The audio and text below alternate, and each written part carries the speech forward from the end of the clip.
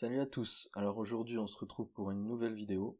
Comme vous le voyez dans le titre, on va parler des 3 personnes les plus intelligentes du monde. Let's go.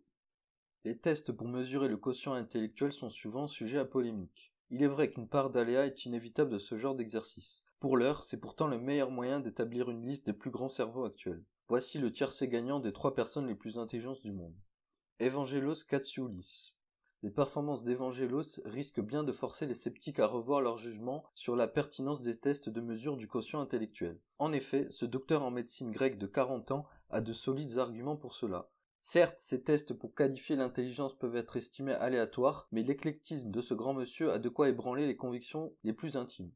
Né le 19 juin 1976, Evangelos est psychiatre de son état. Rien que cela devrait donner une idée de son potentiel d'intelligence. Mais lorsque le commun des mortels se penche sur sa carte de visite, il ne peut que susciter l'admiration.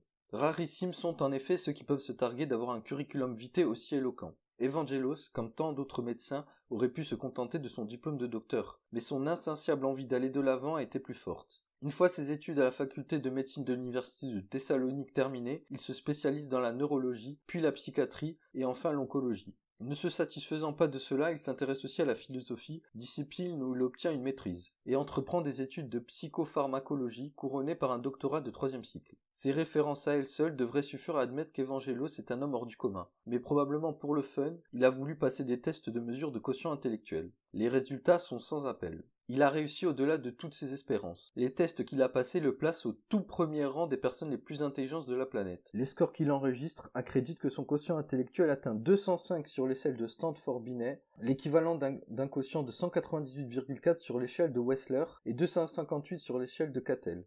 En termes statistiques, seule une personne sur 38 milliards peut être capable d'une telle performance. Pour la petite histoire, il est également un féru d'ésotérisme. Il est membre d'un club hyper fermé qui exige de ses membres un quotient intellectuel de 196. Rick Rossner. De tous les concurrents qui postulaient pour le titre d'homme le plus intelligent du monde, Rick Rossner est à n'en pas douter le plus original.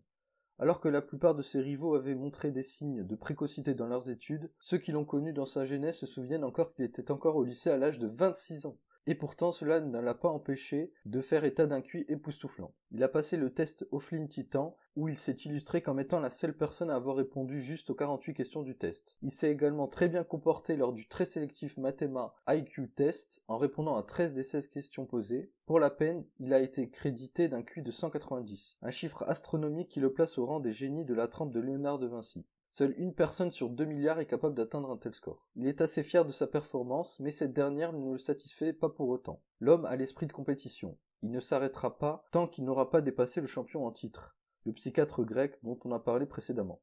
La tâche s'annonce ardue, car ce dernier a réalisé un score effarant de 198,4. Sur le plan professionnel, un trait le distingue de ses concurrents. Son cursus atypique. À la différence des autres candidats qui occupent presque tous des postes honorables, la plupart du temps dans le domaine scientifique, Rick Rossner est plutôt un homme de spectacle extraverti qui n'a pas peur du quand dira-t-on. Il se plaît à raconter à qui veut l'entendre qu'il a été tour à tour stripteaseur, videur, mannequin posant nu, que des activités ne correspondant pas à l'idée que l'on se fait des génies. Son métier actuel consiste à écrire dans l'ombre des blagues que récitent ensuite les présentateurs phares des shows américains. Mais pour l'heure, il n'a qu'une idée en tête, faire mieux qu'Evangelos. Il passerait, selon ses dires, près de 20 heures par jour à s'entraîner pour cela. Mislav Predavec. La 3e personne la plus intelligente du monde a pour nom Mislav. Ce professeur de maths à l'université de Zagreb ne cache pas sa satisfaction d'avoir été classé en 3e position par le psychiatre australien Jason Bate, devant déterminer les 20 personnes les plus intelligentes du monde. La liste établie sur la base de tests d'évaluation du quotient intellectuel le plaçait sur la 3e marche du podium avec un QI de 192. Pour donner une idée plus juste de la performance de Mislav, il faut noter que seule une personne sur 10 milliards est en mesure d'atteindre un QI de plus de 190. À titre de comparaison, les gens ayant atteint la note de 160 font déjà partie du cercle restreint de ceux que l'on appelle communément des surdoués.